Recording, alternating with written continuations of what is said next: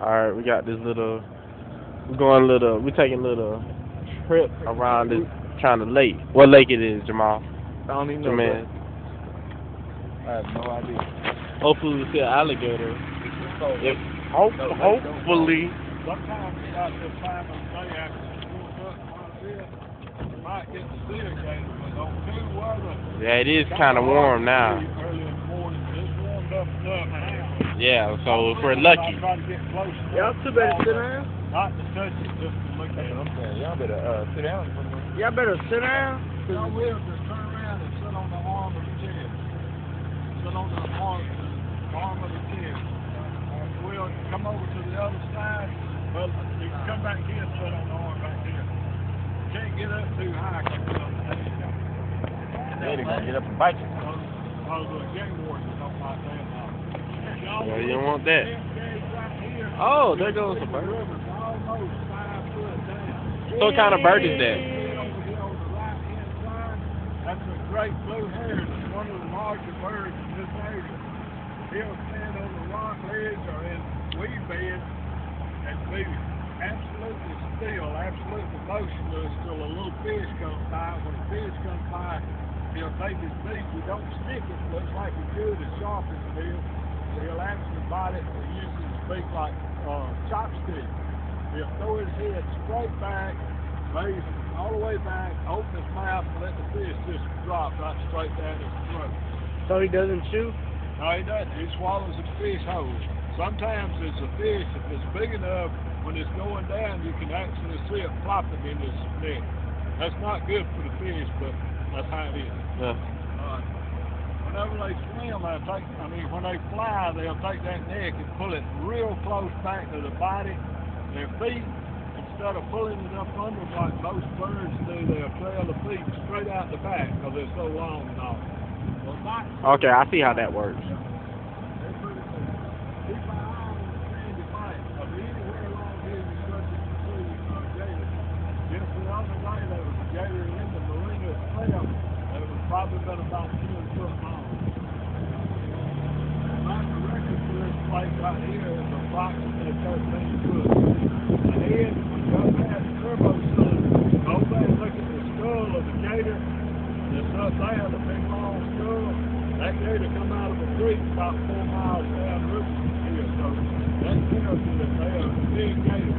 All right. Most of the gators you're going to see around here is going to be about 6 to 8 foot long. Okay, I have a question. That's right. About how fast do an alligator can swim? Okay, underwater, he's very streamlined and very fast. He can outrun just about anything or outswim anything that tries to swim on top of him. Does that include this boat too? He could keep Okay. up with both. Okay. The Okay. thing about an alligator is a lot of people think he's real fast underwater. Well, about the first 10 seconds, a full-grown, not an old one now, but a full-grown prime alligator can outrun a thoroughbred racehorse for about 10 seconds. That don't sound very far, but look at it this way. An alligator don't have to run as far as a racehorse does. An alligator, if he sees something up on the bank, like a dog, making some racket, I've seen him take one of these white birds that we'll probably see. One man said that he'd seen one taking an armadillo. One man saw one take a coyote. What he'll do, he'll come up, and he sees something over on the bank. What he'll do is go up underwater, swim fast. He'll come up ready. So he don't have to go very fast. He uses surprise on his. But say from the water here to the edge of the bank up there on top, he can get up to 35 miles an hour. Okay. Very unique animal. It's just a little, it's giving me a little hope, knowing this boat can outrun a gator in the water. Okay. They, normally speaking, an alligator, this is what they tell me, is a normal, an alligator is afraid of a human as we are them. I'd argue with it. They're not as afraid as I am of them. Anyway, no, normally alligators don't want to be around. They're not like a crocodile. A crocodile will search and find and then attack you. An alligator, only one reason for an alligator to come to you is if he's hungry. That's when you know him. If he's nesting, she's nesting, she's guarding the nest. You don't want to be in alligator habitat.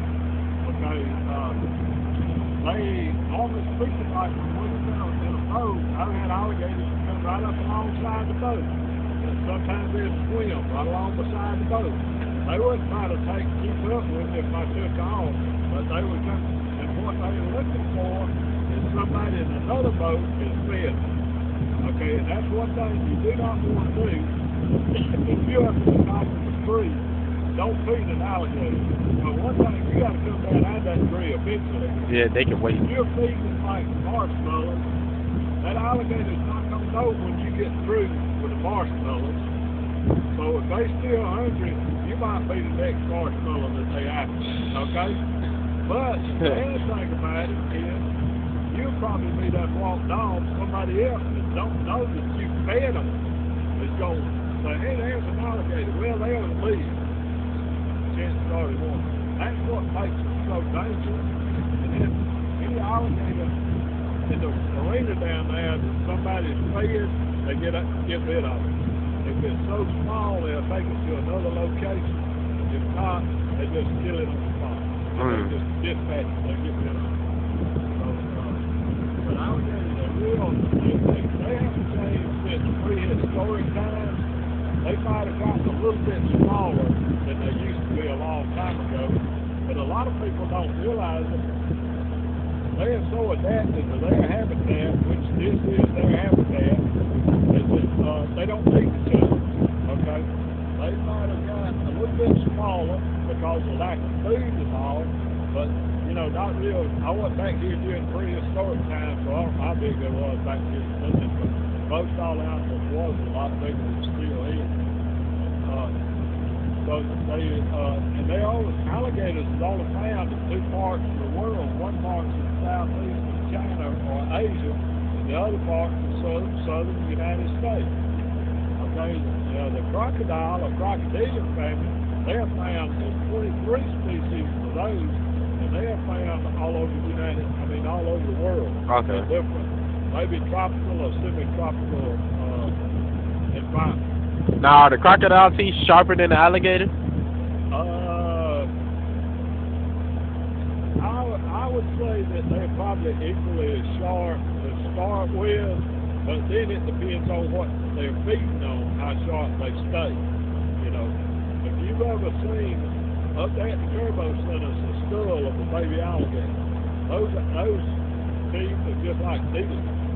But then you look at the big one, they kind of round it off, and the reason for it is because they eat turtles. Well, that's going to work on their teeth a little bit. They eat other alligators.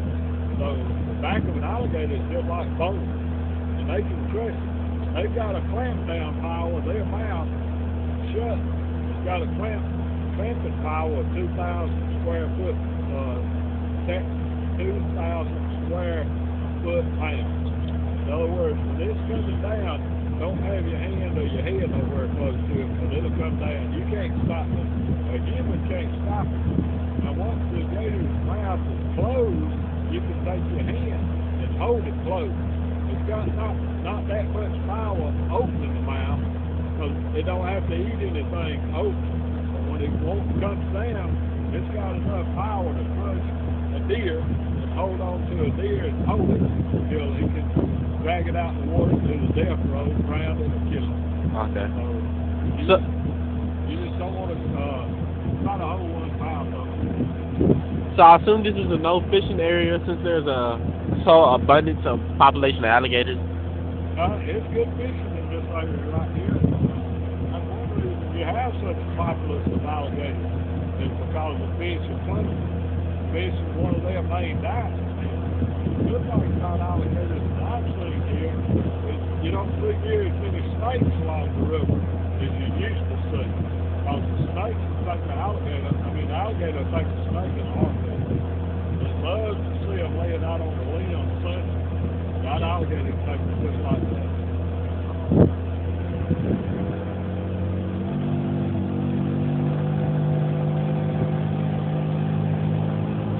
trying to keep an eye for a gator.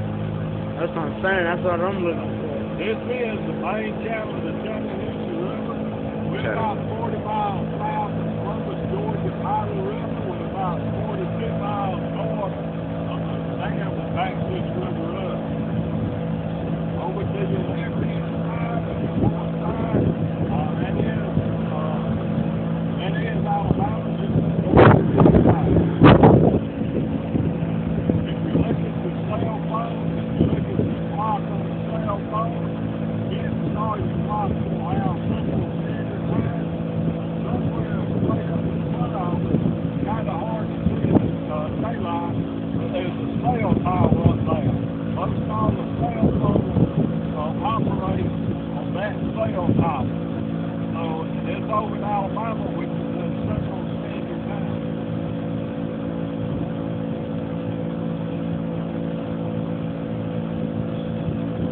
So how bad does it get here in the winter? Not bad, not cold. Yeah, how bad? Like, how do the water freeze over? Zero, right around zero. Not recently, about 19. Last year, about 17, 18, and 19. Not as cold as it got like. Hey, check out, it's something sticking out the water, check it out. That's a stick. Ah, Look at the ego. A lot of sticks. See, the water's down so low, a lot of the limbs and all, not been cut off by boats. They're sticking out now because the water's usually about 5 foot deeper right here. 5 foot We're deep? running this water now that's So that means I can stand in this water. More than Oh, this. okay. Alright. I'm thinking I can walk out of here. Now you can probably get about 10 standing on each other's shoulders, and the top one can walk out, and the other's gonna drown. Yeah. We're going by this cliff right here. Look over there real good. Yesterday, a great big alligator laying out on the bank. Like somebody fishing. He's gonna be out there today, but what they do is when the sun gets warm, they'll come out to a bank because alligators is cold nature. He can't put on a jacket or something to warm up. He just lives with his element. He'll be out on the bank after he warms up a little bit. He'll start eating wood. Then after he gets warm enough, he'll start getting kind of active and go looking for food. He's got ways to keep warm for a while, and then if it gets too hot, he'll go way down in the water like this. So what they do at night when there's no sun out? At night, they wait for daylight. Oh. That's about all they can do, unless it's a real warm night. If it's real cold, they got holes, old tree stuff, all along the bank that they spin. They go into a semi-hibernation. They can't go in that hole and stay all wintertime, not like a bear can. They have to come out every minute. It'd be a little bit leery about going back there anyway. Yeah. Okay. That's a little helpful fact. I beware of holes. Yeah. The alligators are very interesting. Read about how they take care of the young. The only bad thing is that the eggs. The eggs have got a lot of enemies, like raccoons will come eat them, snakes will come eat alligator eggs, other alligators will come eat alligator eggs. And then when they hatch out, they're just not in that bad a shape anyway, because then they got other alligators that eat them, fish will eat them, ducks will eat them, birds will eat them. Ducks? So, the duck will eat a small gator and a harpoon. So, but on the Thought that was other cute. hand, a little bit bigger gator's gonna eat that duck in a heartbeat. So, If y'all got any questions, feel free to ask them. yeah. Anybody's got any questions? Because I need something to education on. About the only thing we do is stay in the middle of the channel, talk about, I'll tell you a little bit about what's going on up and down the river. We're going up there, this river bends to the side up above where that boat just went by is. Also, try to go up there down a bit. I go up there and show you all the bridge across the river. No big deal, but the railroad crossed right up to that bridge. That railroad is the other way with the city of Florence. You can see where the bridge is at now.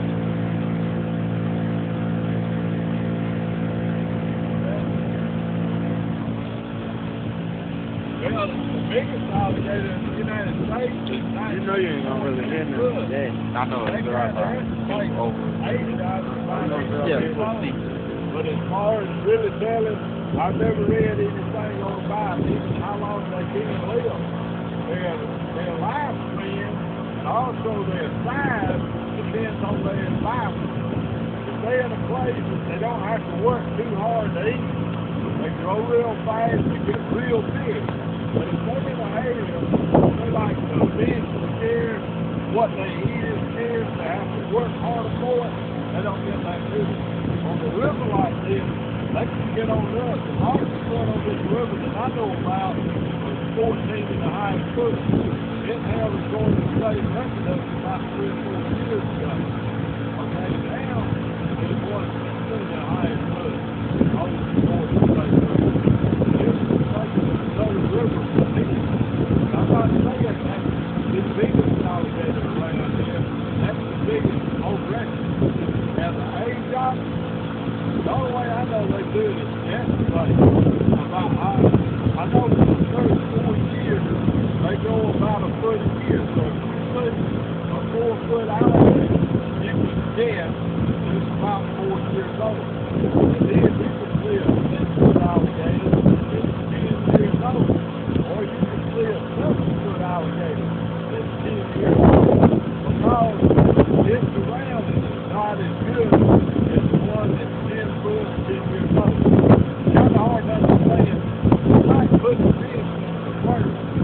It's not familiar with fish aquarium. If you put a fish in an aquarium, say a 10-gallon aquarium, he not only gets this big, you can take him out of that same aquarium and put him in a huge aquarium, and he'll start getting bigger. He might get this big. Put him in a 500-gallon tank aquarium, he might double the size of it. His environment changes. He's adapted to it. So how do an alligator navigate their way through underwater? Oh, no. I got that here. I'll tell you what, now I got a question for you. Sure. All right.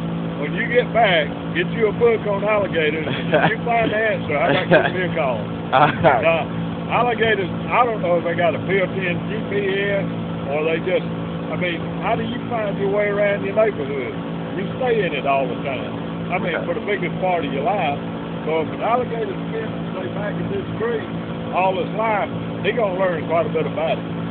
Now, whether or not they get lost when they're underwater, I don't know. You know, I never talked to one, so never have, and not giving you a smart answer, though.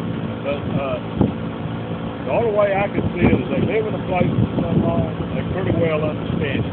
They probably, a lot of times when they go up underwater, it's because something over here is something they want to eat.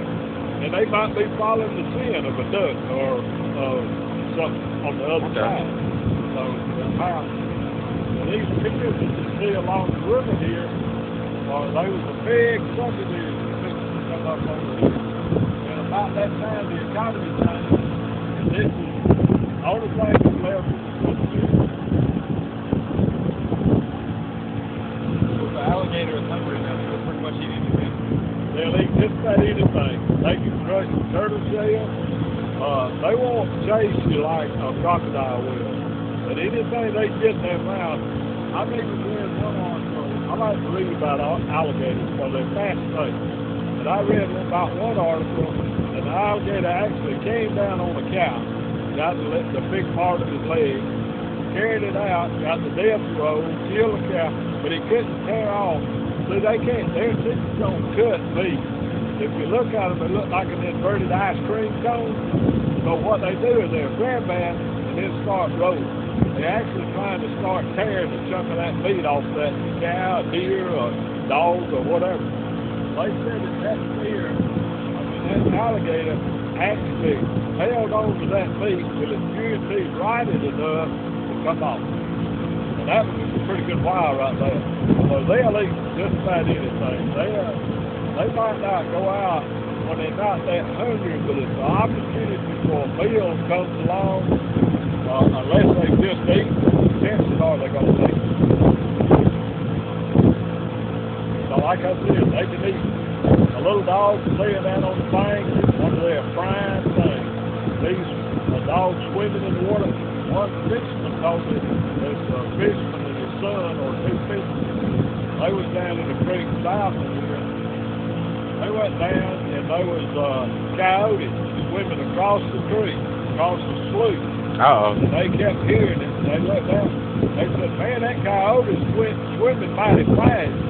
The other man said, "Well, he ought to be looking at an alligator coming up behind him." And all of a sudden, the alligator went up underwater. That's when the speed comes in now, not on top of the water, underwater. He'll fold his legs right up against his belly and take that tail. That tail is so strong that it can break the leg of a cow, the leg of a deer, or the leg of a person that got in his way. Okay, that leg is so strong, he had such a push on that he went underwater. The next thing they heard was a big old splash. The coyote was gone. Then the water was just perfectly calm. They looked at each other and said, "Do you believe that?" They had no other recourse, but the coyote was gone. But they was wondering if they actually saw what they did. I know the coyote believed it.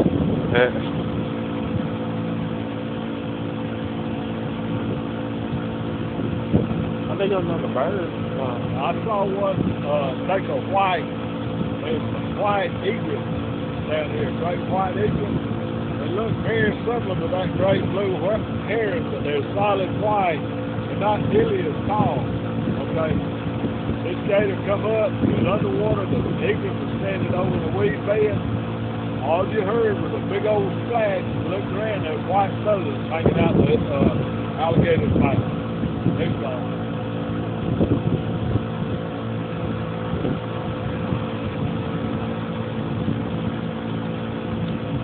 Just how far are we into the river? This is the main channel of the river right here. We're right in the middle of it. That's Alabama right there. We're right here. Okay, that's Alabama. Now, take a look over here up in the tree.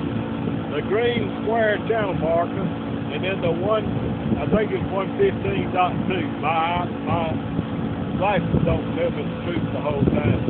The green channel marker is on the west side of the river. It's indicating that the channel is over on this side, not over here on this side. If you'll look up, you'll see a red channel marker right at the bend of the river. Okay, notice this way out in the water.